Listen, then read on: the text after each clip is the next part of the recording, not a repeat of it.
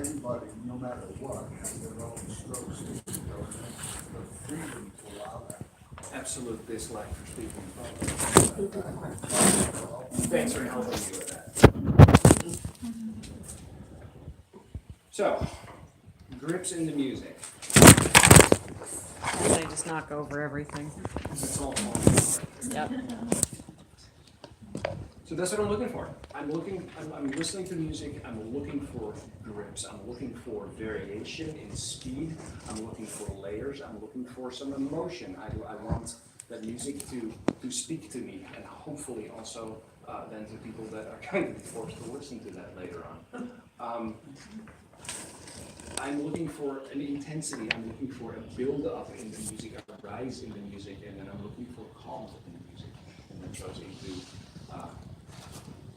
not just, you can't be going full bore every minute of those 4 minutes in that song. You gotta slow it down. On a side note, you have to slow it down. Your field, regardless of where you are, whether it's a competition, whether it's an indoor thing, whether it's a demonstration, you're gonna have so much room to play with.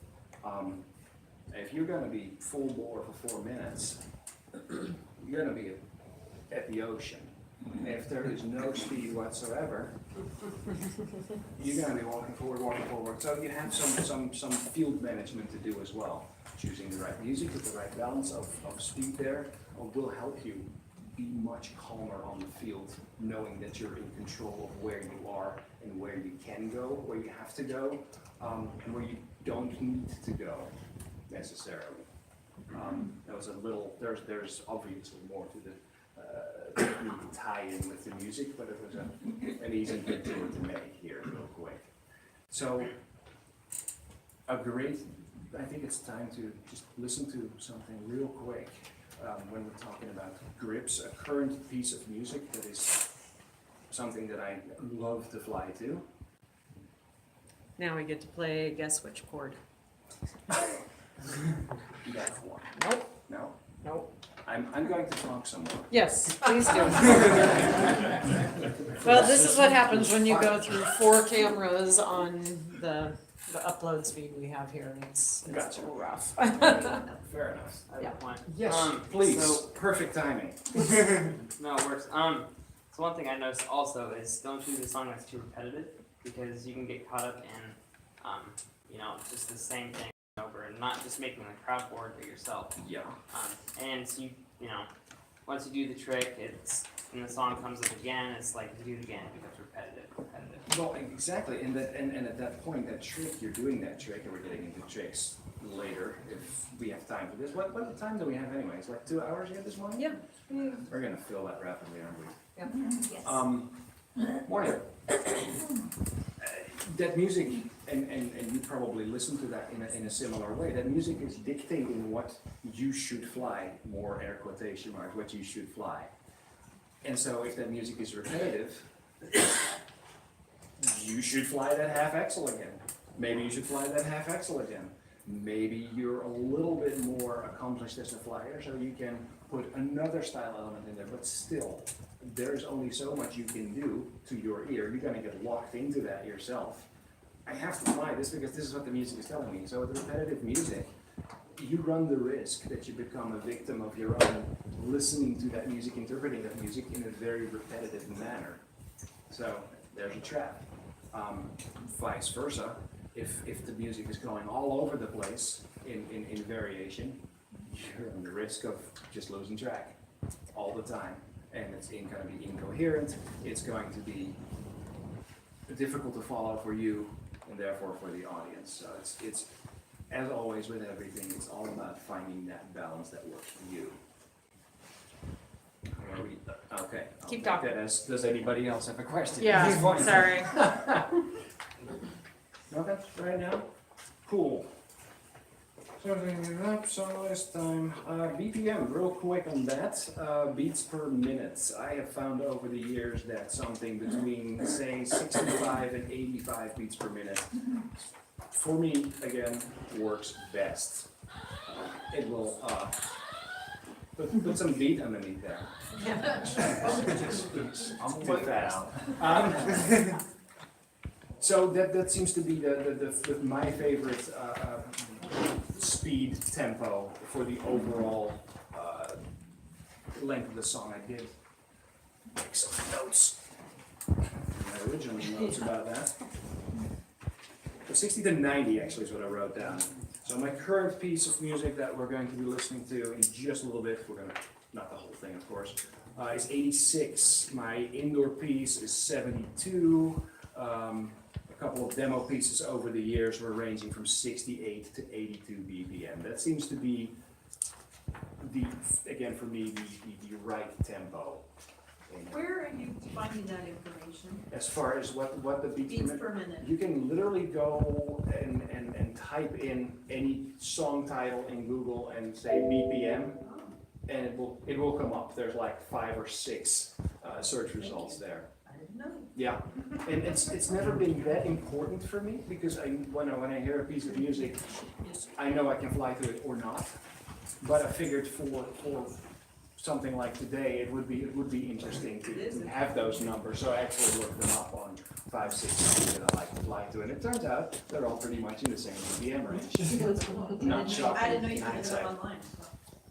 Everything up online. Europe, that the judges were expecting a new song from you every season. Yeah.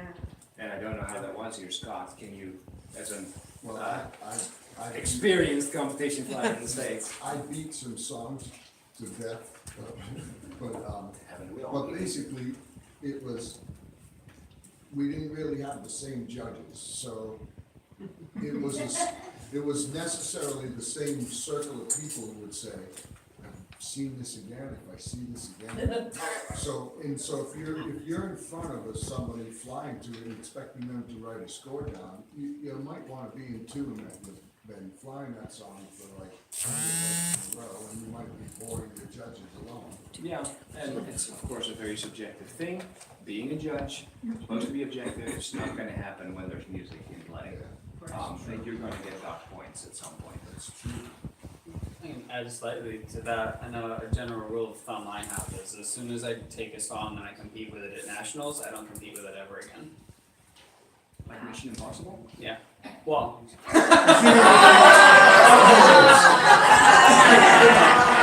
In a division. So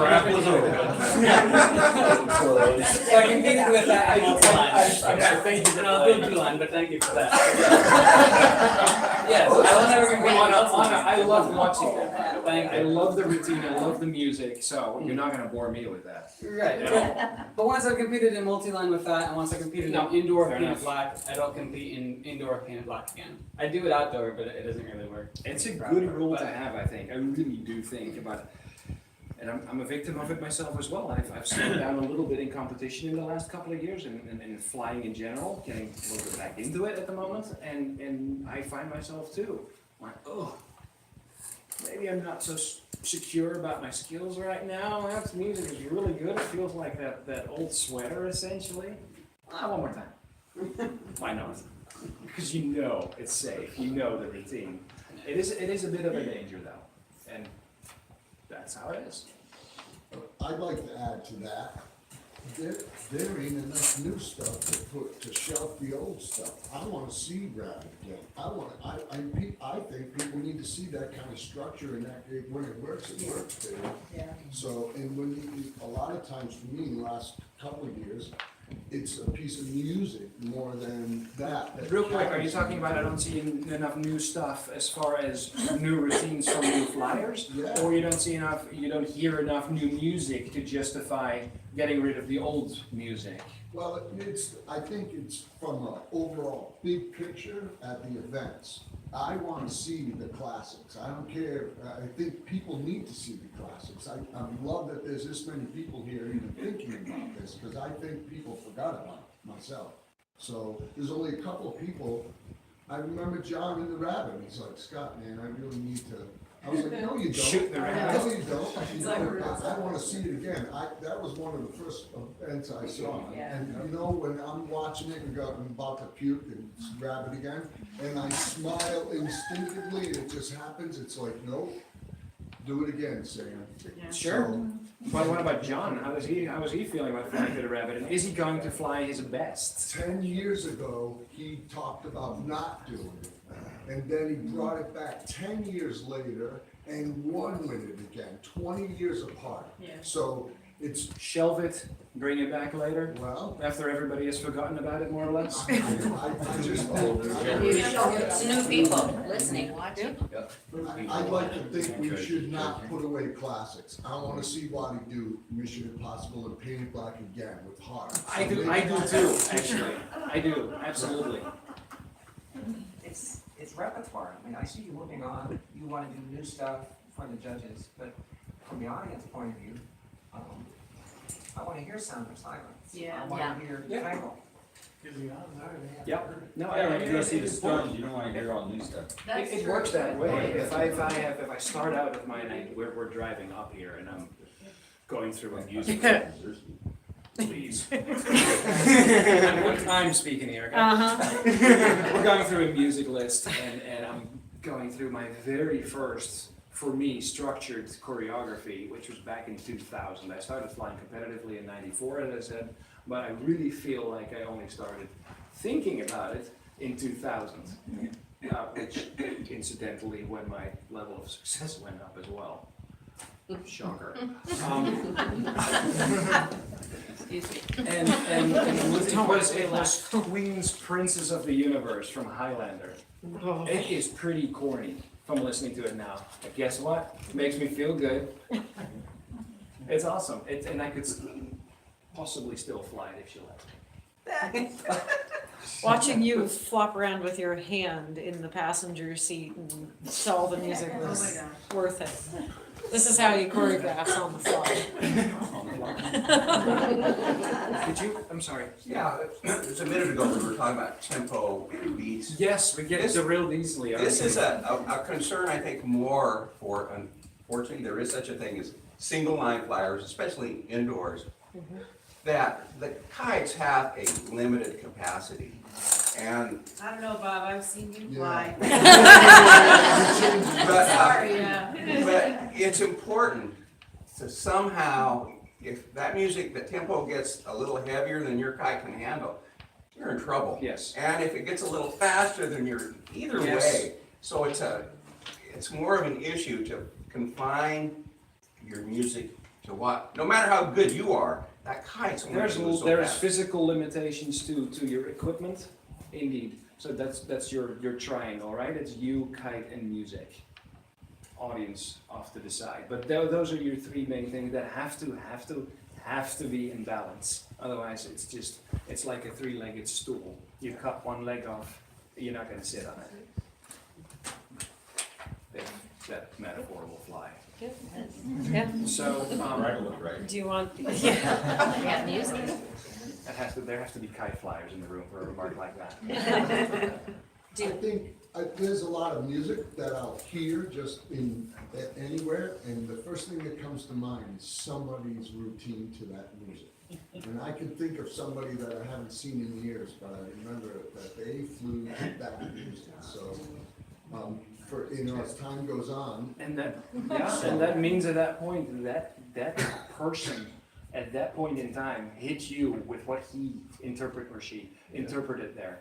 yeah. And that real quick goes into my only goal ever when I fly kites to music for an audience is all I want, and they don't have to tell me.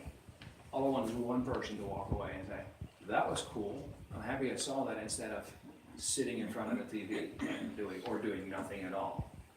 That's all I want. That's my ambition in flying kites. That's it. It's not more complicated than that. Yeah, and when you get somebody that etches it in your mind, I mean, I can visually and hear it in my mind, Don Tabor. I don't know if anybody remembers Don Tabor from Top of the Line, but he did Peter and the Wolf with a Hawaiian, and it was the wolf flying, and then it was you know, You remember, absolutely. he touched you there basically. Oh, yeah, I mean, it was just phenomenal.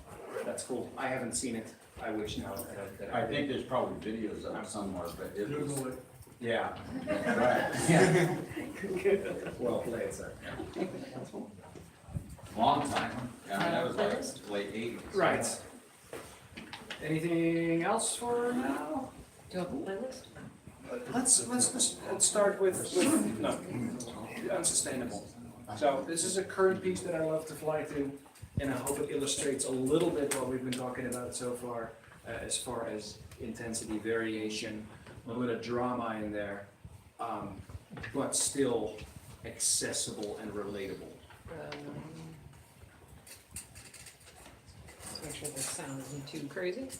Oh, we can go crazy. Oh, well, we got an advertiser first, Let's not do that. because I'm using that to live feed now, my tablet, All right.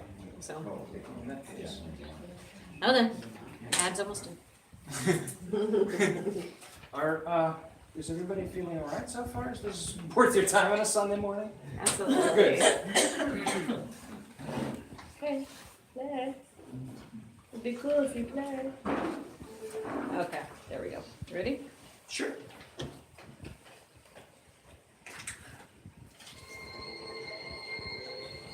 So you've got intro. I would like a soft intro, gives you a cue. Now you can start flying. A little bit of build up. Then comes a little bit of drop.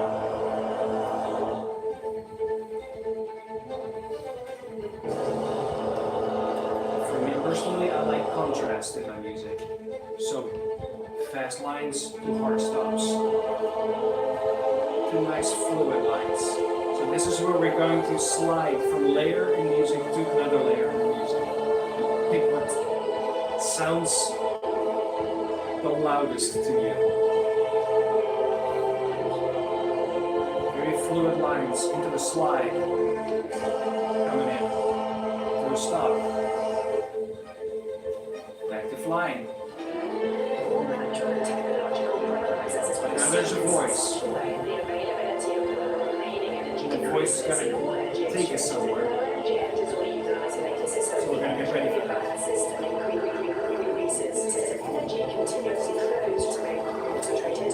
Still all very big and round. Here it comes. Something else.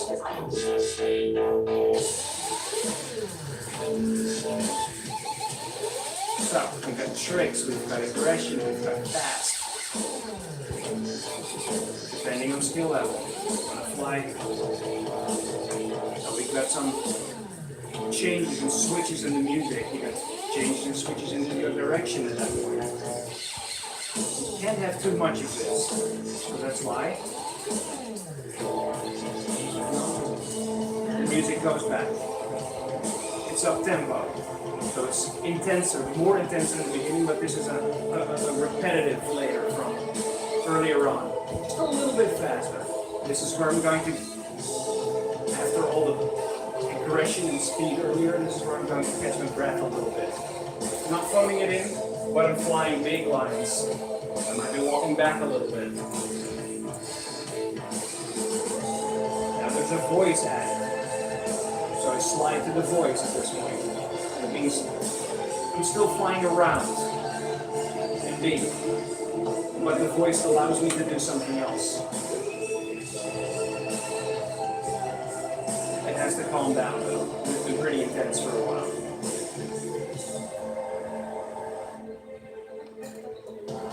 So we can be on the ground. We can do a cartwheel if we want to. We can do a wingtip and so we play with the ground at this point. For me, at this point, it's a table class, if I can pull it off. If I cannot pull it off, I'll know it.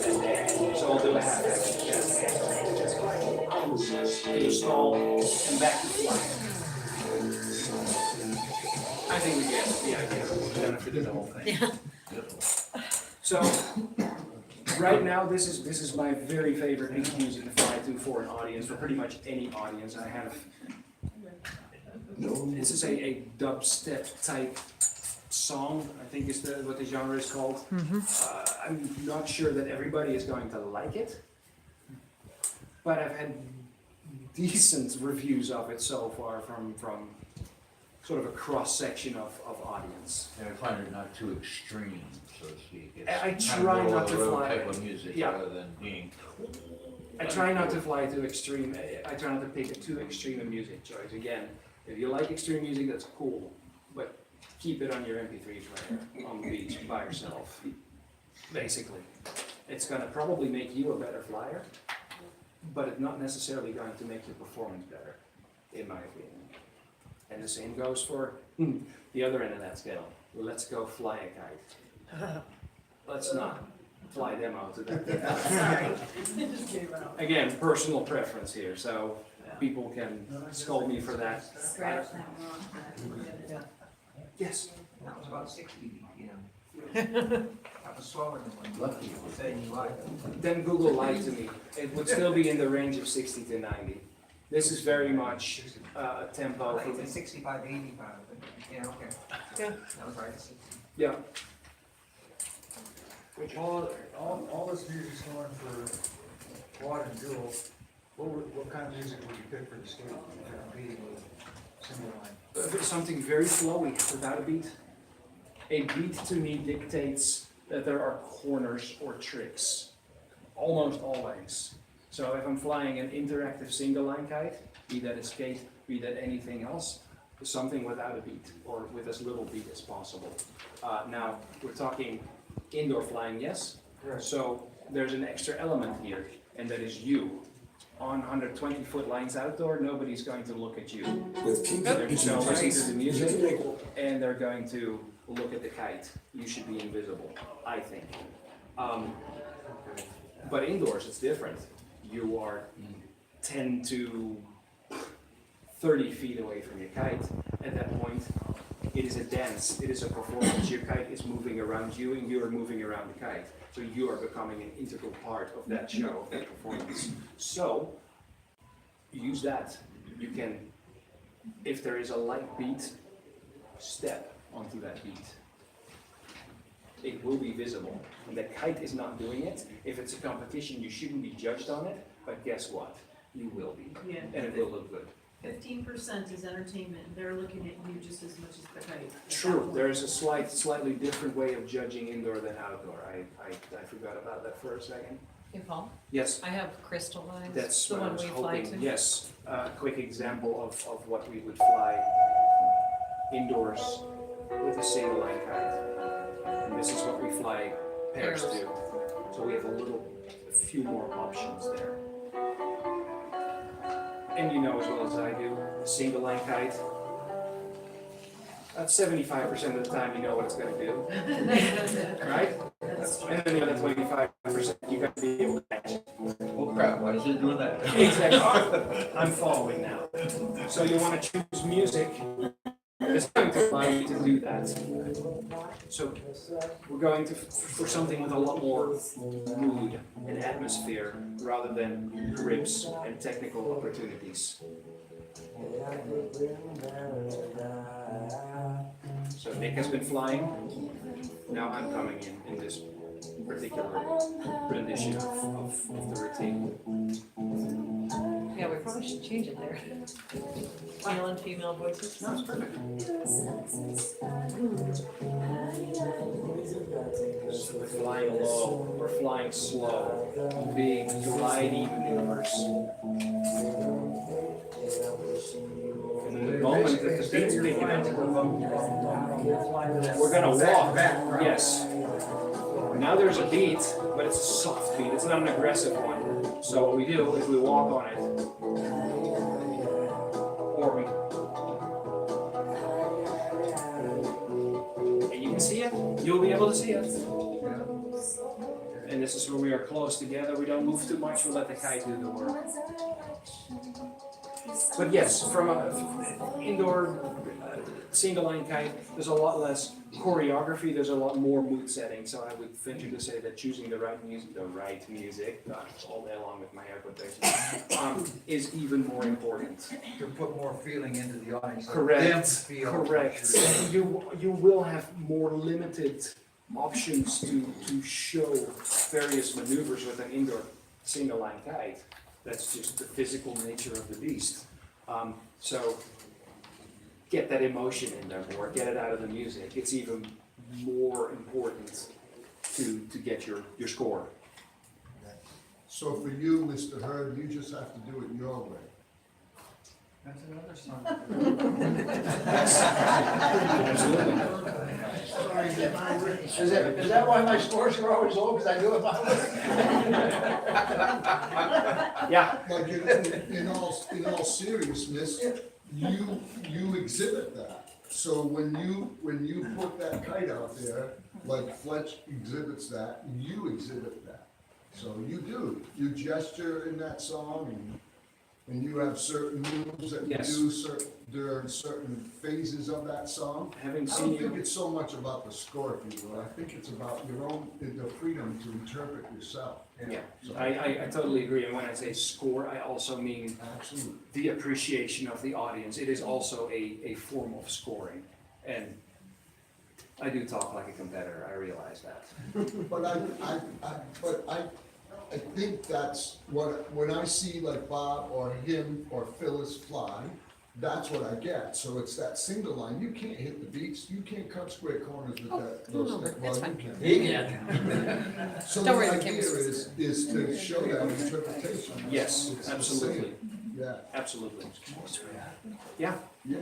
You're trying to emote, and the person flying is doing it, but watch Donna and that little right out sometimes. Oh, I have. Yeah. Hard work's fun, but it's, you're emoting. You're Yes. putting that emotion into, I think your point about getting the response from people is really important, and that people are always going for a high score, and as a competitor and a judge, I know, you're always going for that high score, but and it's great, but remember that the people that walk up to you afterward and throw a hug at you and say, wow, I mean, Scott knows, I think, that's more important than a score. yes. I hate to say it, competitive flying is great, and a lot of us have been through it for many years, but. Why do you fly competitively? Because I have an answer for that for myself. Why do you fly competitively? You ask me? Or, Did you hear it? yes, It's for the response. I know that there, from whom? from anybody. There was days when Dave Shattuck would come out of the audience, walk up to me, do the whole stare in the eyes thing, and he's got tears in his eyes. And he goes, that was amazing. But you can do that in a demonstration. Why do you compete for points? I think it pushes me to be a better flyer and stay in tune. So we do a lot of demonstrations everywhere, but I still compete indoors. Sometimes if they need a judge, I'll judge, but I do it because I need to prove to myself that I can still do it. I'm on a new leg, I'm happy about that. So, but I also, it keeps me thinking. And I think that you have to keep pushing yourself a little bit all the time, because otherwise we as, I don't wanna say, let's just say experienced flyers or competitors, we can become flat too, really easily.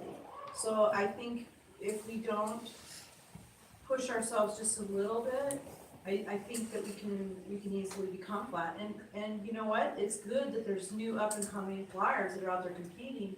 That I know, Travis, who's a third of my age, maybe a quarter, I don't know now. Let's go out there and he's gonna push me. Travis is not 8 years old, come on. Right, whatever. But my point is, he's gonna push me, and then, in something like this, I can see Stevie, who doesn't fly indoors in front of us all the time, but when he's pushed to do it, he's an amazing flyer, and he does things that no one else does. And so we see that, and the younger flyers see that, so it's important that we get our seasoned flyers out there too, because the younger flyers, or the new, I don't wanna say younger, I should say newer, because it doesn't matter what age you are coming in and seeing things that are possible. And I think it keeps things moving and things growing, and I think it's really important to keep growing, no matter what age you're at, what range you're at, how good you are. I know, Scott's taught me a lot, Stevie, I mean, it's just like, there's so many people that can help you, and, I wouldn't be here this morning if I didn't think I could learn something. So, hey, be piano, I didn't know be I didn't, I've never even thought about it. So I think that we can't become stagnant, it's really important not to. No, I agree with you, and you answered the question I asked you in the very same manner I would have. It is because it helps me be essentially, competing helps me be a better demonstration flyer. Yeah. Where really the love is, I ultimately don't care about a score. Right, Ultimately, I do not. But it helped me at the time get to a level to where I was presentable to an audience. right. So you said it. Yeah. One thing I've noticed, and I think it goes right along with it, is, like if I watch Waddy fly, I'm sitting down, all right, so I might not try it, but so everybody, especially new people, they're like, no, I'm not flying, no, you go right ahead. I think it's encouraging to get my way, the Bob Plant way, and to other people say, you know what, maybe I can do that. And then maybe I can express the way I express, so, because if I'm gonna sit and watch you guys, that's what I'm gonna do, I'm gonna sit and watch, and almost be intimidated to go out there, right? So, Yeah.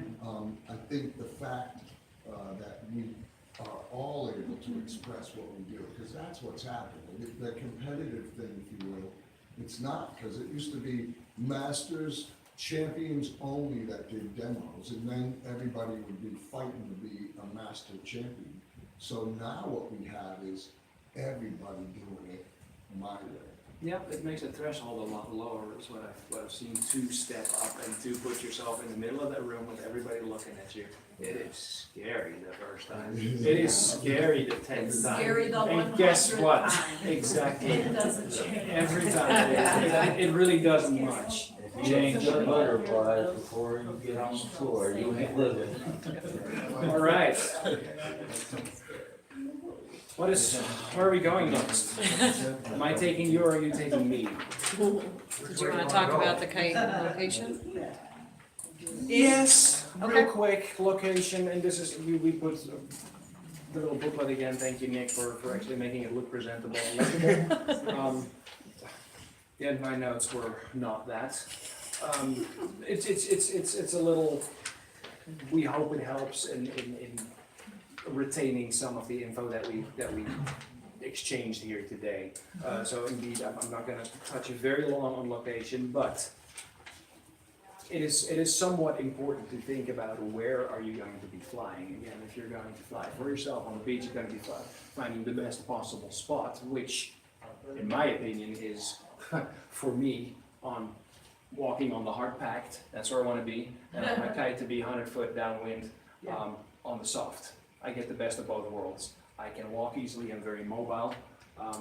And the kite has all the grip, the physical, literal grip that it needs to do groundwork, tip stands, that kind of stuff. However, of course, if you find yourself doing a demonstration or a competition somewhere, you're not going to take where you're going to fly. So there are obstacles. There are quad line flyers that haven't rolled up their lines. Oh! Thanks, Steve.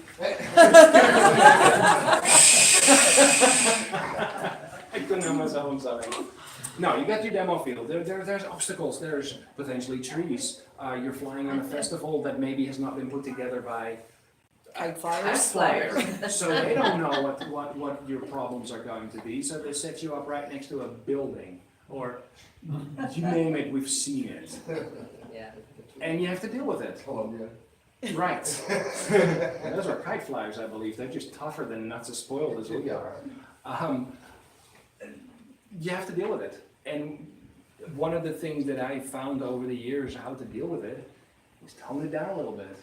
Tone down the musical, the complexity of what you thought you were going to do and adjust it to the location. Take 10-15% of difficulty degree out of it. The audience is still going to love it. The audience is not going to see an exploding kite after you crashed it into 1,000 pieces on the street that you might be flying on. And you're flying a complete routine from beginning to end without crashes. Tone it down a little bit. That would be my advice for more difficult than you're used to or than you're willing to negotiate with a venue that you're thrown into. Tone it down. Don't be proud. Don't go like, all right, I'll just fly and try what I always do, because guess what? It's probably not going to happen. It is probably not going to happen. So just, You can always adjust too, like if you were gonna fly to a 3-minute 40-second song, if you're not competing, I mean, we ended up on a presidential stage in San Diego, we didn't know, it was only 15 feet wide. And it was like, I was gonna fly to a 3-minute song, and I said, no, you're not gonna fly to the 90-minute thing we did on the show. We're gonna go to 90 minutes, then we're gonna go find another place to do a full demo. You can shorten your music, if you got a shorter song, take it. You know, you have 2 to 4 minutes on your competition pieces, so go with a 2-minute and 3-second song if you need to, if it's True. really tricky. fewer opportunities to mess it up, Yeah, no, basically. and that's, can you talk about, a little bit about the timing on that? Because there is some thought in the fact that a shorter good routine That's a difficult one, huh? is it might be a better thing than. As a flyer and also as a judge, I don't know that I have a real answer for you. That is, I have a reply. I don't think I have an answer. I like to fly to the max of the music, personally. It gives me an opportunity to show everything I can do. It gives me the opportunity to open the toolbox and take every tool out of it and show it to you. It also gives me the opportunity to, if I mess up somewhere, make up for it and make you forget about it. Unless I, of course, messed up on my landing at the end of the 4 minutes. Yeah. Can't help that anymore. I like. But yes, it gives me an opportunity to camouflage some stuff that happened earlier on. Okay. And redeem yourself, so to speak. Exactly. Now, if my tool bag is not that big yet, That's what Brett was just saying, because what if we I have have two two tools? That's me. it probably pays to take a shorter bit of music because you don't want to be repetitive, and you don't want to mess up that same thing over and over again either. So yes, don't be afraid to go short and sweet.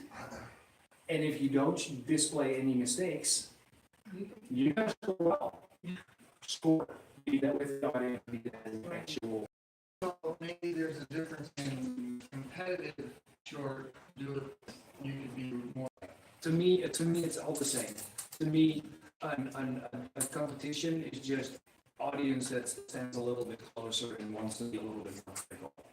Whether they're more knowledgeable, like we'll talk to whatever, but their mindset is more critical. That is all a competition is. I've stopped caring about that a long time ago. It was basically in 2000 that I realized that I'm not flying for judges and I'm not flying against other competitors. I'm only flying against myself that very day, and my only duty is to fly the best I possibly can that day. If I can step off the field and be like, I like that, I feel good. That's all there is to it at that point. At that point, guess what? I had not won a competition since before 2000.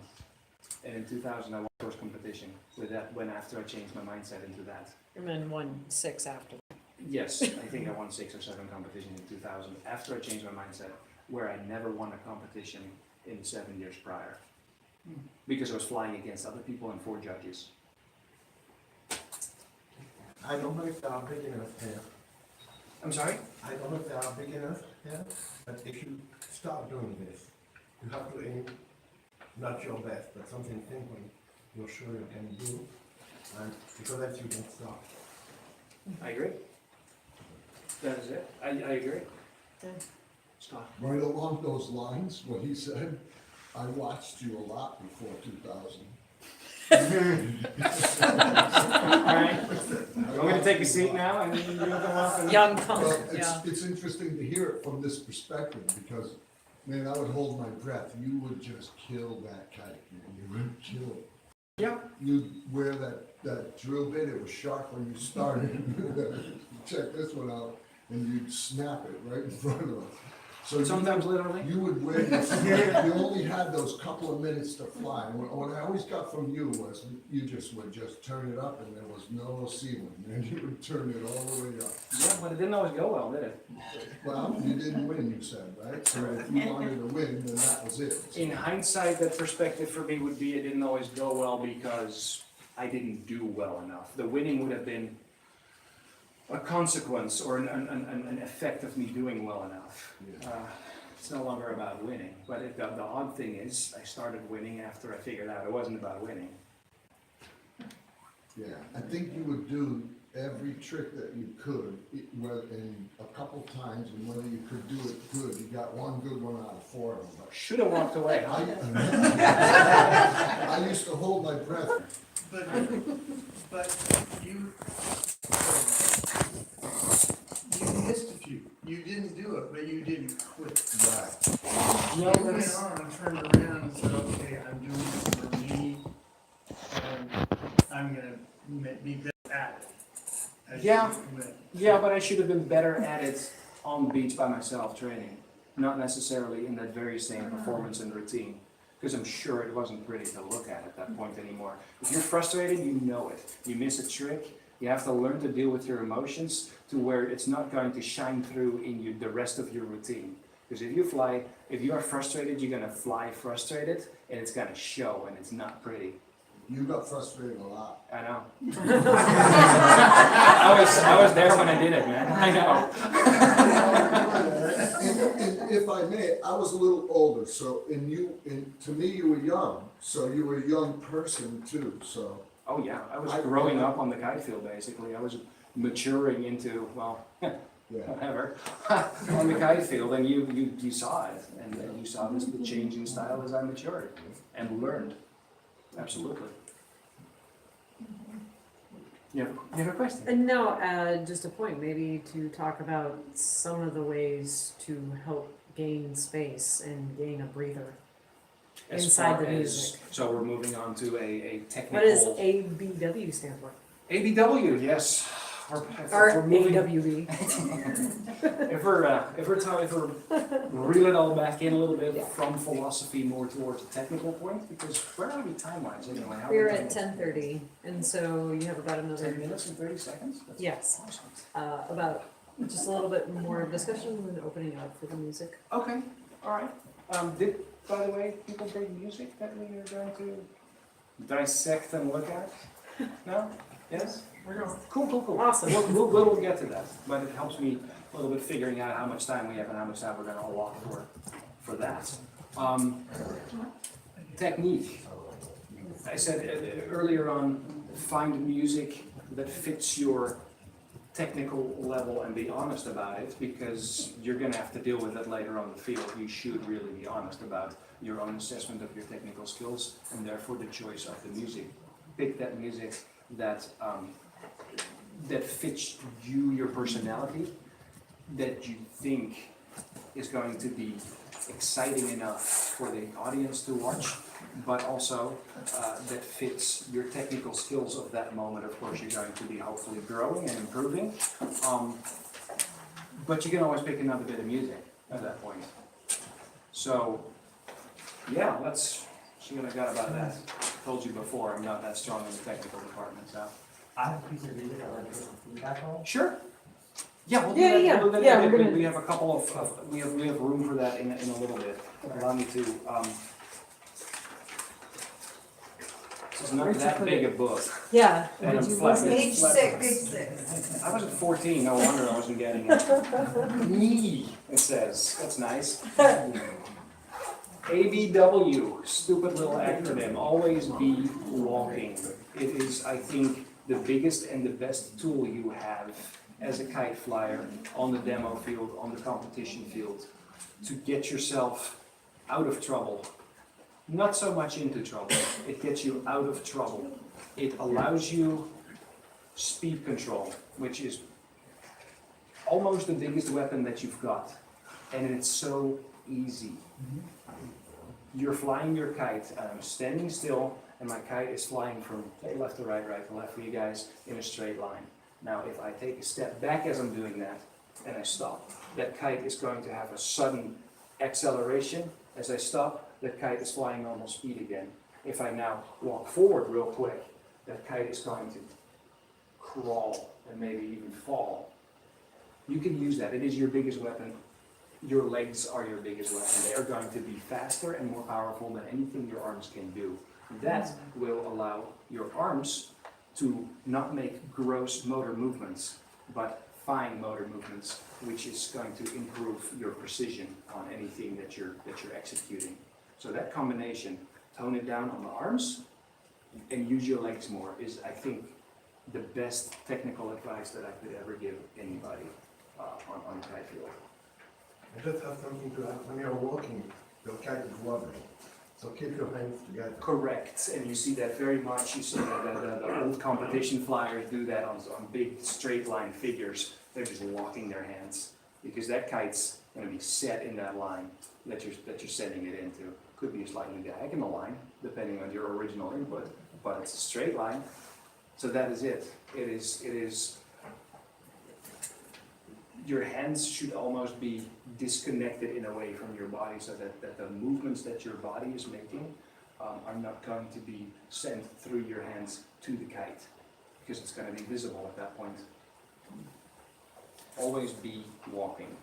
Again, biggest piece of advice that I can give. You gotta be mobile. With being mobile comes, what are you being mobile on? If you're on the sand, barefoot's a very good place to be. I see people with boots and I see people with big heavy shoes that they're clogging around with. It's not going to help you being mobile. So be as light on your feet as possible and be as mobile as you possibly can be. And it is a very simple trick, speed control. Walking forward, walking backwards. It's super simple and it is very, very expressive. It allows you, it gives you not one tool, it gives you 3, 4 tools to expand your tool bag. And it's the simplest trick in the book, and perhaps the most powerful because of it. So going on to speed control, again a personal preference, and I'm strictly talking about dual line kites. I'm a very poor quad line flyer, haven't done much with it at all. It's never been for me, so I can't really speak for quads. Equipment choice, 7-foot, 8-foot kite, something that is large enough for you to precisely fly. It does not need to be a trick machine because trick machines typically are set very unstable. It's sort of like a Boeing 747 versus an F-16. They're both planes. One is set for stability and precision, the other one is set to do this all. And that makes for not great precision in a sport kite. So 7-8 foot wing of your choice. There's a ton of good competition kites out there. For me, there's a lot of turbo bridles on kites. And what turbo bridles do is they adjust themselves to the angle in the wind. So if you have a turbo bridle, it's essentially a 2-legged bridle that is attached to more legs on the kite, as opposed to a traditional 3-point bridle. So the bridle comes from upper leading edge, lower leading edge, and center T to one toe point. Very stable. The turbo bridle is hinging. It's a hinging toe point essentially. What that does is, as your kite goes up, it changes the angle of the bridle to where the nose of the kite sets itself back a little bit, and the kite speeds up to compensate for the loss of speed as you go up in the wind window and the outside of the wind window. That's really cool for precision and speed control, auto speed control. So if you fly a big precision figure everywhere in the wind window, you don't have to work as hard to keep the kite at the same speed. But in my opinion, it's detrimental for flying to music because the speed control is being taken away from you. The kite's doing it itself. And I want to do it. I want to be able to do it with my legs. And I don't want the bridle to auto set because maybe I want to go slow on the outside, or I want to go fast on the outside, and then I want to go slow to the inside. I want to be in control of that decision-making process. So for me, a 3-point bridle very classical 3-point bridle is where it's at all times. I've never been able to work well with the turbo bridle. Same thing with coming out of a trick, a 3D trick into stable flight line again. There seems to be always some kind of wobble or some kind of, the bridle is bouncing around a little bit before coming out of, say, a flat spin to a straight line, before it locks into that straight line again. So, again, just sharing a personal preference, and I know that there's a ton of turbo bridles out there. So I'm bound to have people disagreeing with me on this, and that's cool. Line length, I don't fly anything shorter than 100 foot if I can get away with it. Preferably I fly in 120 foot This lines. is outside. This is outside, yes. Impressive inside. If I can get away with it, it just allows me, it gives me a large, lofty word, it gives me a large canvas to paint on. It gives me, I can paint or draw or whatever, finger paint, let's call it finger paint. Finger paint. I can finger paint a very large picture that way. Also, things don't happen to me that fast. If I fly a line from left to right on 120 foot lines, I got a good 6 seconds to go from left to right for, a normal 6 mile an hour wind. If I do the same thing on 80 foot lines, it goes to about 3 to 4 seconds, and things happen really fast at that point, and you want to be in control. You don't want the surroundings, including the kite and its speed, being in control of you. So that's why 120 foot lines preferred. Sometimes my surroundings are dictating me a shorter line set because the ocean is there, a building is there, a tree line is there, or audience is downwind of you. 100 foot lines if you must. I personally would not go any shorter. I'd rather be a little bit more built in by my field and still be able to fly 100 foot lines than that I go on 65 foot lines and buy myself the extra room. That is very much a personal preference, and I can totally see how other people are like, yeah, no, I'll go to 80 foot and I got more room to breathe and I feel more confident and calm and about that. Obstacles, obviously, hard-packed sand. You've all been there, I think. You do a landing on hard-packed sand and the kite just slips away. You do a tip stand on hard-packed sand and the kite just does something else, just slides away. If you can, fly on soft. Grass, good too. Watch out for things like rough grass. I can't believe we put this in here, but I vented a kite at Antelope Island because the grass there is so tough that I'm setting my kite down and I'm leaning back and the grass is sticking through my kite. I cannot believe it. Whoa. It happens. It was fun That's why it's flying in here. I don't want it to happen to you. It's the dumbest thing ever. But be aware of stupid little things like hard grass or brush or stuff like that. Dandelions. Yeah. I Cow believe patting. it's ridiculous, but it happens, and you want to be aware of it. So yeah, that's. I got one more thing on location. It has more to do with the flyer, I think. And I'm not so sure if it works for me again. I'm fairly certain that a lot of people are going to disagree with me on this. If we're flying a new routine, if we're trying to assess if this is going to work for me, or is the routine going to work for me, or is the routine that I penned down on it, is that going to work for me? Don't go out in crappy wind on a crappy location. Be very picky and spoiled and go for perfect wind and the biggest beach you can get your hand on. What that will do is it will give you the most honest assessment of that routine at that moment.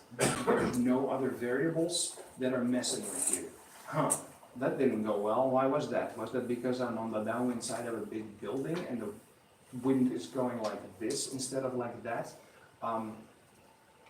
You will have fewer sessions on that new music, which may sound detrimental, but I believe the quality of those sessions is so much better that it more than makes up for it. It's sort of like in any scientific process, if you need to change something, you change one variable. You don't change 2 variables or 3 variables because you don't know anymore where a possible change may have come from. So I will never fly a new routine that I'm still trying to figure out what I'm going to do with it. Do I need to change my lines here? Do I need to change my my routine? Do I need to change my music? Is it even gonna work for me? I will never fly it in what I consider crappy conditions because of that reason. And the crappy conditions will come to you. You will find yourself in locations on event days where you're like, all right, this is the date, this is the time, this is the place, now you have to fly it. You'll find yourself in crappy conditions enough. You don't need to look for them necessarily. It's certainly not when you're still building up that routine. Now, of course, if you have your routine all nailed down, you are confident about it, you've flown the heck out of it in good conditions, test yourself. Go out on a crap day and see how it holds up. But don't start out with that. That's just my advice. And the counterpoint to that, I think, is people say, well, go out in everything. You gotta be able to fly in everything, you gotta be able to perform in everything, and I agree with that as well. Just not in the very early stages of building that routine, which is very specifically what we're talking about right now. Well, because if you can't analyze it, you're gonna get discouraged. Yes. I mean, because you're gonna go, I'm no good. Yeah, that's true. And it's not you. Well, it could be. Possibly. But. That's what I'm trying to say. Yeah.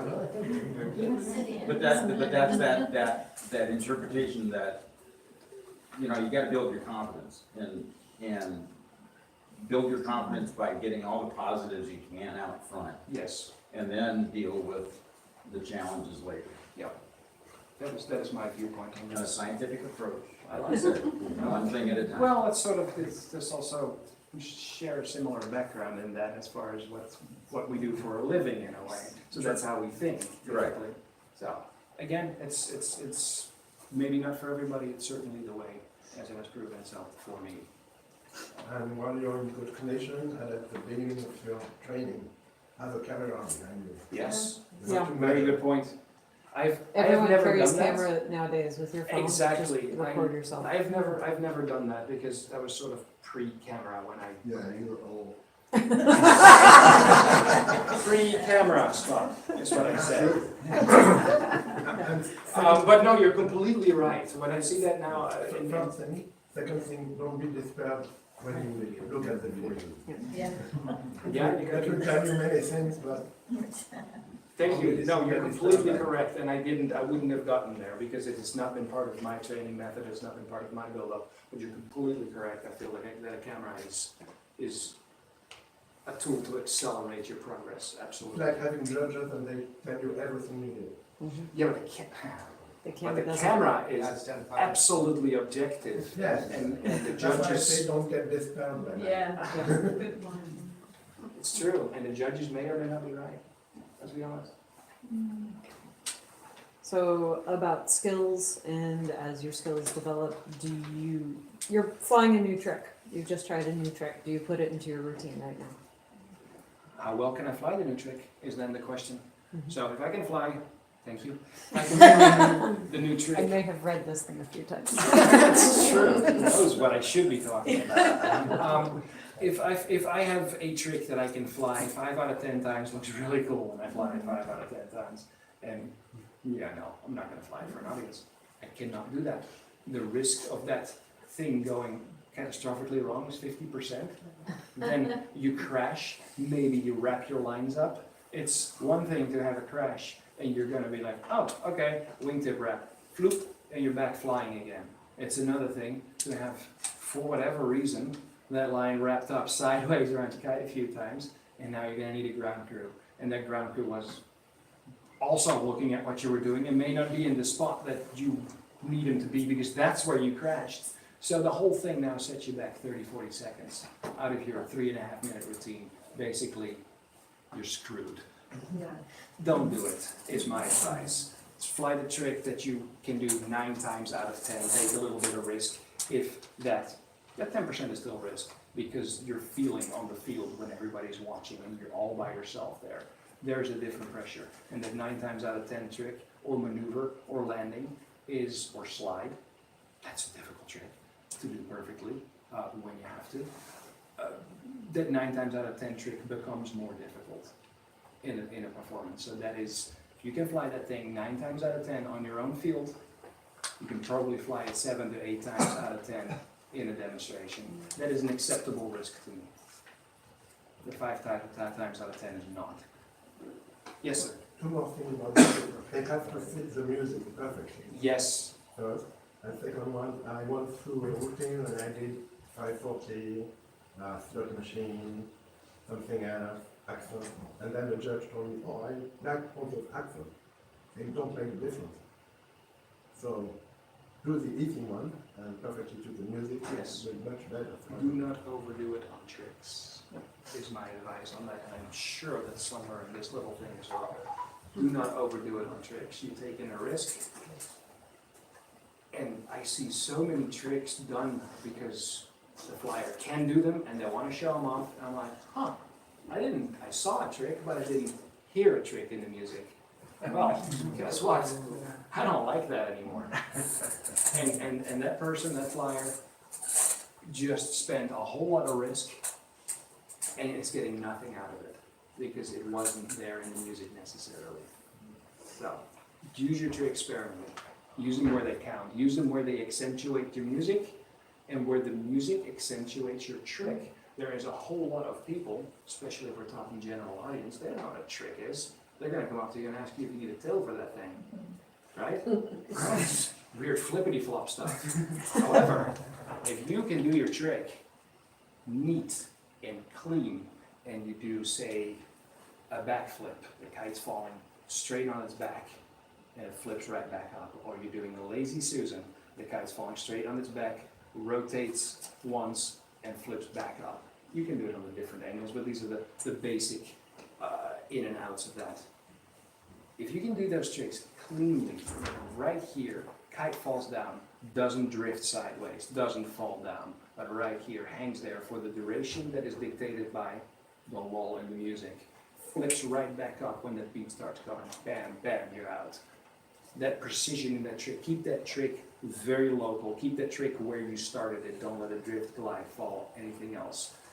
Now, that trick becomes very obvious because it was supported by the music. And instead of, do you need a tail? It's like, oh my God, that was awesome. And the music did that for you. That's a goosebump moment. Yeah, Yeah. it is. And the funny thing is, what it is, I think, is contrast. It's the contrast from flying a straight line into something else. You can get almost the same effect, in my opinion and experience, with a hard stall, which is so much easier to do and so much less risk. You fly a straight line, you get that hard stall in there on a lull in the music, and when the music picks up again, you keep on flying. Boom. It is easy, it is dramatic, and everybody will go, oh my God, I didn't know that guy could do it. It's cool. It's, yeah. Well, without going into full detail and then interrupting the flow, in here is trimmed down music. Not being tech savvy, I can turn my computer on and I can move my mouse around the screen and that's it. If anybody, we can discuss an hour or afterwards, somebody come up and explain to me, what programs do you use to trim the music? I'm Where not do you tech find savvy them? either. That's me. I need the details, how to go about Yes. it, how to get it off of here. It's a very good question. I think it's a tool. It will allow you to get access to a lot more music that is fitted to your needs than what is currently out there. I have been cheaping out in that I have been looking for music that fits my time constraints. Not entirely true. I had a routine to Rhapsody in Blue, which is 16 minutes long. So I picked and chose and had a sound technician put that together for me. That was. But how would I be able to? Be friends with the sound technician. That's how I went about it. No, you're correct. Please address and I meant to put that we in all the know back how to contact Nick over there because she put that in It's the that workshop. email address in there. It's indeed, it's not covered in the workshop. I had it. Nick will be written able to cover. help you with that Okay. and get you links to the right free software.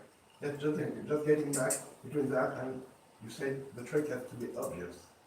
And if you are editing your music, you can overemphasize it. True. And I've seen some routines at World Cup that I I've been looking at on video without the sound, and okay, that's playing. And when I saw it in real, it wow, because they had just the right boom. Yeah, the right Scratch. absolutely. The only thing that I have to say about that is I've seen some routines that were built around tricks that way, and they become very clinical. They become a showcase of my technical abilities rather than emotional. Yeah, I mean that It is a danger, if you will. But absolutely use those editing skills. Yeah, exactly. Everything in moderation, everything in balance. I think, to go, the music and how you shorten it and all that, it goes all the way back. We have the technology more available to us. but Yes. When I first did it, I did it on a cassette tape.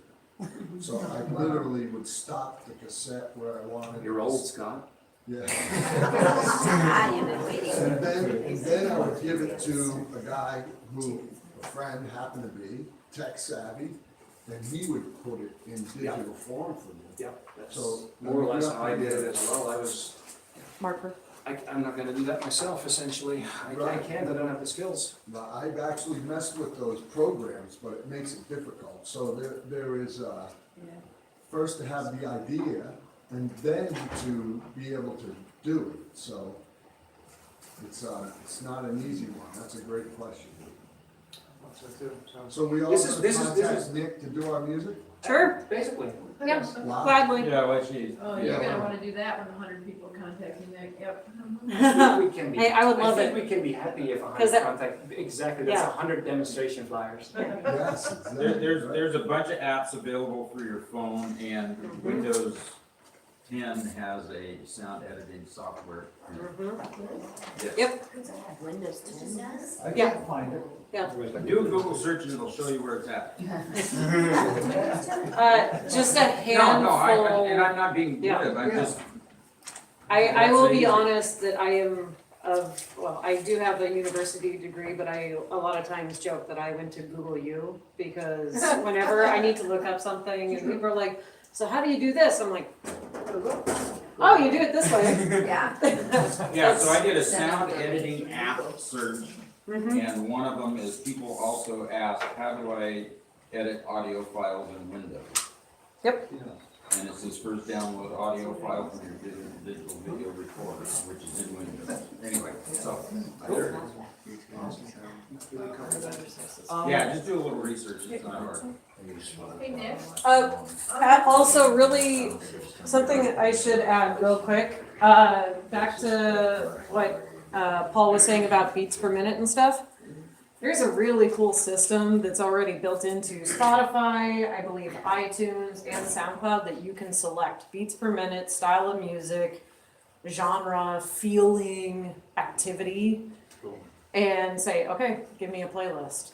And it'll be like, all right, here's 150 songs that are 60 beats per minute that are happy and poppy. No, I like you just kind of like digging through music, yeah. So that will help kind of refine all of that down. Is there a simple software for editing, once you find something and the time is wrong, or, you need to take out a part that's Yes. too much for you? Yeah. That's what I need. Yes. Yeah. There's a handful, it depends, are you wanting to do it on your phones? Are you wanting to do it PC. on your PC? How about we finish this and then I'll, Yeah. yeah, Together yeah. afterwards. That gets really tech I think savvy. it's a really good question. Yeah. And I need to write it down step by Yes, step. yeah. Amy? Yeah, the only thing the only thing I'd like to add to your sources for music is when you're sitting in a movie theater watching a movie, don't forget that while you're watching this great movie and you're feeling all these goosebumps and emotions, the music that's playing behind it is what's doing that to you. Yes. Look up soundtracks. Yeah. Yeah. That's a really good source. for it. Absolutely. I watched Quantum of Solace, the James Bond movie in the theater. I'm like, that sounds like Jack White of the White Stripes. That is awesome. That became a competition piece. Connor and I demo were piece. sitting in Avatar, and we both looked at each other and said, "That's mine." He won, but it's like, you know, you have to, if you're aware of it, maybe not Yes. aware of it, but become aware of TV commercials do the same Oh, thing. yeah. I try to avoid the stupid things, but they're not always avoidable. Am I saying TV commercials? I mean, internet commercials, right? Everything YouTube is now preceded by an ad. There's some good art in there, and there's some good music choices. Other people have done the work for you in many cases. Yeah. And I'm also not techie or use apps on my phone, but there's an app called Shazam. Yep. It's free, and you hear a piece, you punch Shazam, Yeah. it identifies it within the first notes, the piece and the artist. Like it. Nice. Very nice. Awesome. All these tools. And also look for colors. Yeah, oh, that's true, yeah. If I saw correctly, pretty You're at much- 11 o'clock, so we if you pretty wanna much go into covered- music. Covered the book club, we Yeah. pretty much covered what I Yeah. wanted to discuss, so I guess it's time for a little bit more interaction, even more interaction, actually. Not now, Travis. So, what is your view on like fully choreographing and like remembering a routine written to the song? It works really well for some people. I know a couple of really good flyers that's the way they have to do it, that's their method. It doesn't work for me. I feel, I'm a free bird. No, I feel too constrained. I will get pressured by my choreography. So sort of a rule of thumb for me is that I hard choreograph 85% of my routine. And I leave some room for my mood, my form of the day. I really have to do much more talking. Besides, I don't have that talking. Yep. I pretty much shared what I know at this point. Fellowship and talking about it amongst ourselves, and David had a question I need to ask. Yes. When you talk about scoring points from the audience, do you find that in a music selection that the audience, like your average person walking off the street, we all have a relationship with music, different styles, types. Somebody walking off the street and hearing or watching a routine like Sound of Silence or The Rabbit or Mission Impossible, they already have a relationship with that piece of music. Yes. So when they go in and are watching something to what they're familiar with and know and have a relationship with it before they see a kite routine, do you find that something to consider? I find it something to consider. I like that. I want something that is not going to be Like Jurassic Park or Yes. people, yeah. People might not even recognize it's Jurassic Park, but they've heard it a few times already. There's something They that's know subconscious. exactly. The music has proven itself already, because it's essentially it's being used in a multi-million-dollar budget movie. Right. Done by a real composer for exactly the effect that we're trying to create. They use it, and I find I don't want to pick something, and it's really a bit of a vague response in a way, but I don't want to pick something that nobody's ever heard of. But I really like this cool new underground band, and nobody else cares. And vice versa. I don't want to pick something that everybody has been. Let's go fly a kite. Let's go fly a kite, that song. I don't want to pick that song, regardless of the fact that it might not have the right grips for me and my style of flying, but it has been done to death. And I want to do something a little bit original, surprising. So that balance is an interesting one. There's a lot of room though, I feel. Yeah. Okay, thanks. Can I share some? Do we need to get permission to use this music? On an event, it is my understanding, and I've never heard otherwise, that is bought off, the music rights are bought off when you're at an event, by the event. You're talking a professional performance versus a demonstration at a kite festival No, I'm event. not, I'm talking about a kite event. Okay, The music rights should be in the permit for the event. That is how I always understood it. I also haven't, I'm very aware I'm on camera, I also haven't looked into that much further because I am under the umbrella of a sanctioned event with an AKA badge.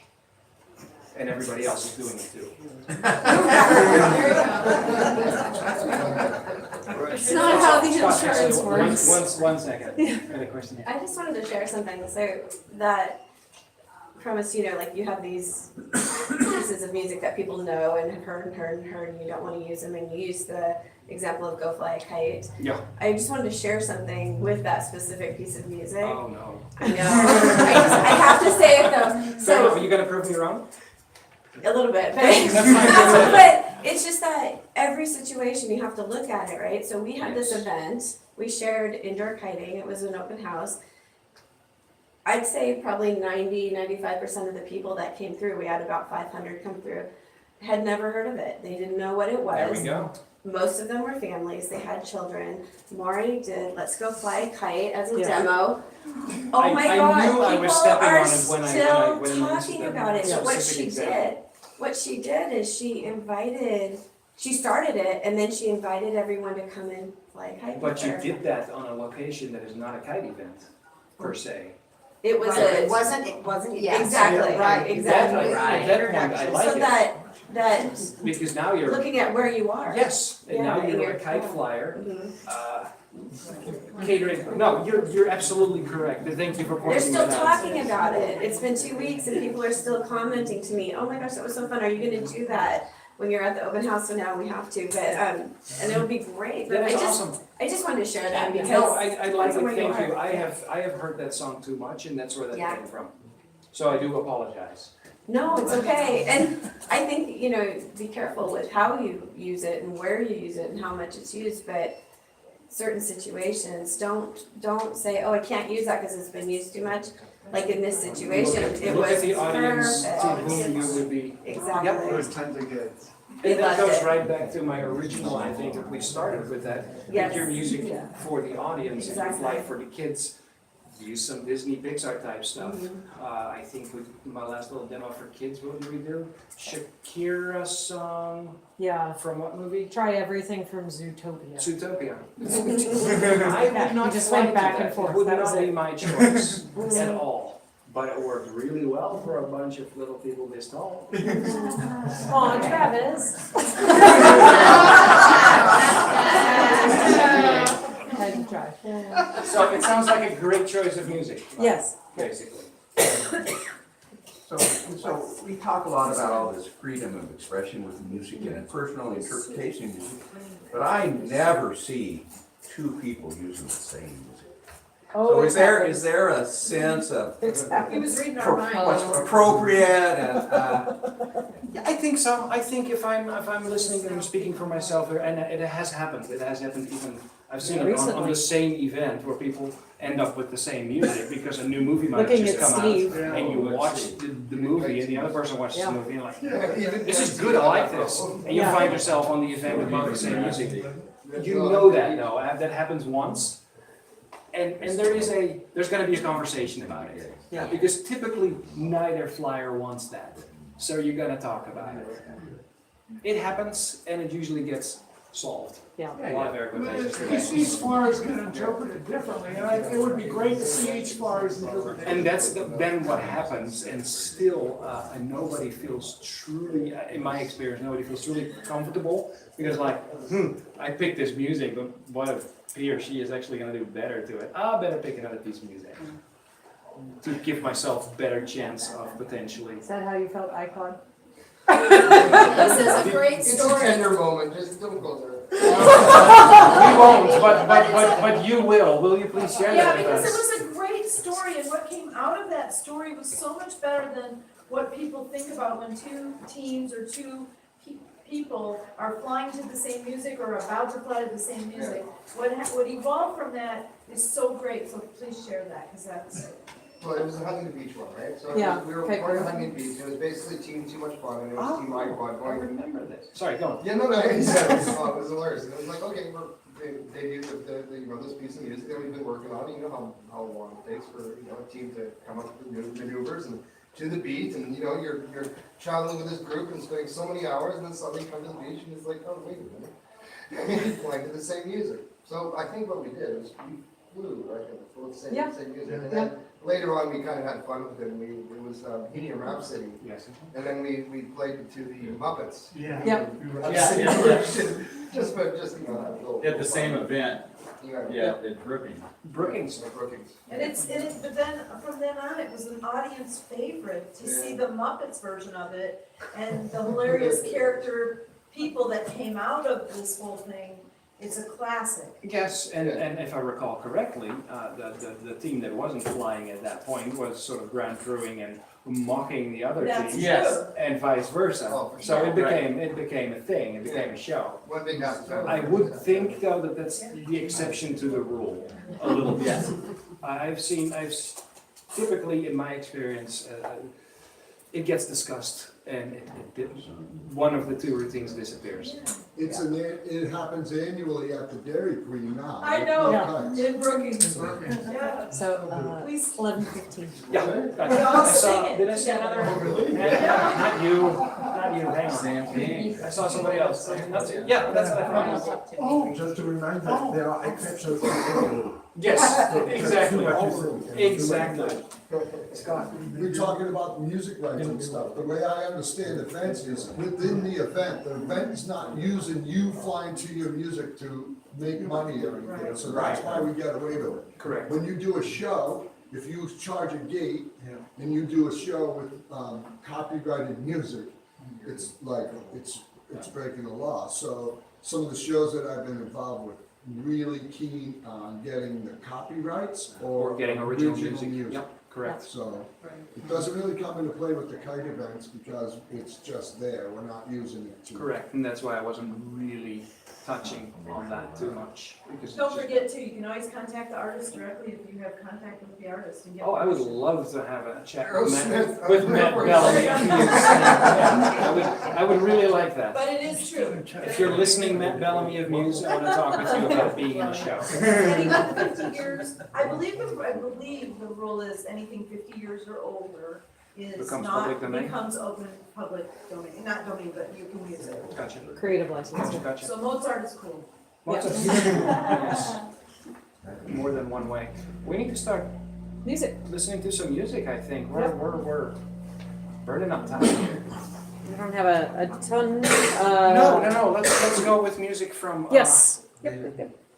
whomever wants to volunteer. Steve has one. And what would you, I have to ask as well, what would you like out of this? We're Okay, listening to the just, music. your take on it, the thing is, the first 3/4 of the routine I've got figured out, but I just kind of struggle with the last quarter. Okay, And I do some repetition, but which is, I think, good. I do as well. repetition to the beats, but I try to vary the repetition. Vary your direction or vary the Yeah. angle. If you do, for instance, really dumb example, if you do a square in one part, then Chuck three. undoubtedly, if you're looking for another square somewhere else, you can tilt that thing into a diamond. Now Right, it's a different figure. It looks different, but it will still do the same thing for you in the music. okay, Or just fly it in the opposite direction. right, in Helps reverse, too. yeah. Now you have 3 different figures. And 4 if you fly that diamond also in the opposite direction. So Okay, you got 4 different options for that same, for a repetition that is now no longer a repetition. okay, it's It's very, very. very simple example, but it works. So, as I get this loaded, just a little bit of, AKA formalness, right? I'm not sure if everyone's seen the recent rule change that we've posted. You can now use any kind of music format you want for competition. It is open, but it is dictated by the competition itself, and they have to let you know 30 days ahead of time. Right, so they can tell you if it's CD is acceptable, if MP3 on a stick is acceptable, or on your phone. So that's all. Yeah, you don't necessarily have to use CDs unless the competition dictates only CDs. So, as my little bit of, On the music part, have a spare CD. yeah. You're no longer required now to have spare CDs, but that's kind of on you, so, yeah. Did, everybody- Us making our music in advance so they could test it. Yep. Did everybody take the pictures that they want to take for this? Because I'm gonna wipe it off. Yep. I will write up more. That was a sheet I forgot to add to the back of his workbook. Yeah. Emails, why don't you? Yeah. Emails. These are just a handful of the software. There are literally hundreds of potential software you can use for your given device. And I didn't even write down what you. I didn't even write down what you can do on your smartphone. There is a lot that you can do directly on your smartphones these days. Joking. So I still saw a camera here though. let me I make. thought it was a joke, that's why I didn't immediately. You may exit. All right, we are ready. Ready when you are. So what I'll try to do then, Steve, is listen to the music, and I'll see if I can come up with something. Is that what we're looking Sure, for? well, yeah, just your take on it. Sure, absolutely. Right, and you'll recognize the song. I like that because that will help me. When you started over, I Just been was. jealous. I Yes, lost. Chariots of Fire. Yeah. Oh. That's different. Oop. This is not from jealous. That's not. Chariots of Fire. Sorry. So you're going to be flying dual and quad line? Quad. Make my life difficult, perhaps. I know it's a little confusing with the extra line. It is confusing with the extra line. I can help you out there.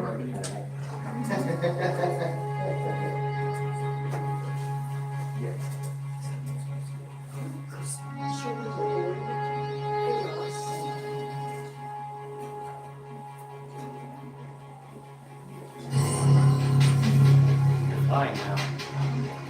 You semicircles of sorts. I'm assuming you're going to go to the piano in just a second.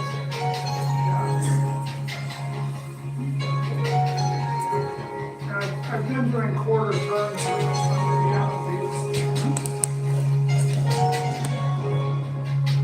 Let me know where you stop with your choreography, because I don't want to mess with what you've already got.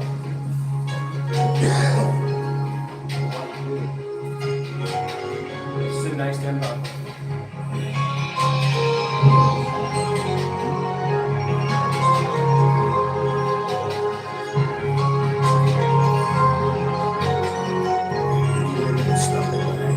Yep.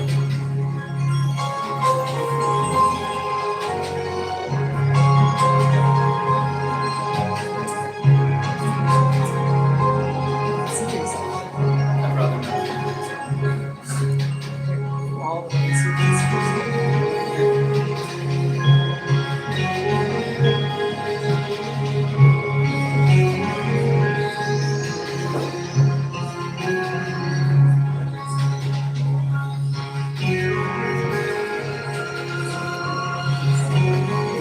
So your repetitive elements are.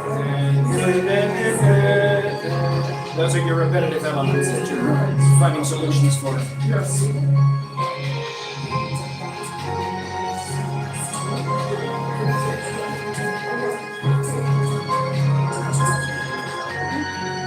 Here.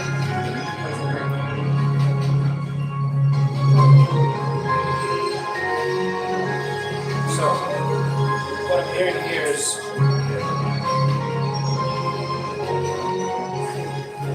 and going up and going down. Okay, it's starting here.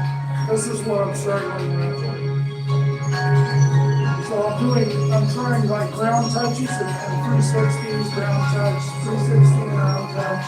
That's what I've been trying. This is where you're struggling because this part is repetitive from earlier on. You're trying to find new stuff. Yeah, I do want to keep doing the same. No. You've been mostly in the top half of the wind window at this point. Oh, at the beginning, I'm on the bottom now. Going up. And then, you know.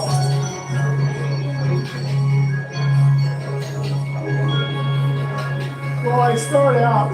This is a nice slide. Right, and I start off sliding. When the beginning, I start off sliding, and then when you hear the horn sound, I rise up, sliding, rise up, but then I go into it. So what was your question? You're starting on the lower half of the wind window. Right. You're going to the upper half of the wind window. Yes. Are you going back to the lower half at any? Oh, yeah, yes. I tend to play a lot on the lower quarter of the wing window. Cause I like, you know, I do a lot of ground passes, but, Okay. and, you know, like it's, Because I'm hearing groundwork in that right, last yes, bit. oh, you bet. I do a lot of groundwork, quarter turns, you know, they call moonwalking or traveling bicycles, rides. And, yeah. So I guess it's that last quarter that I struggle with because I'm just not really sure that the 45-degree landings with a 360 to another 45-degree landing, you can only do so many of those. Yes, so that I think becomes then an assessment of what is the size of your tool bag versus do I need a more varied piece of music? Because this music is somewhat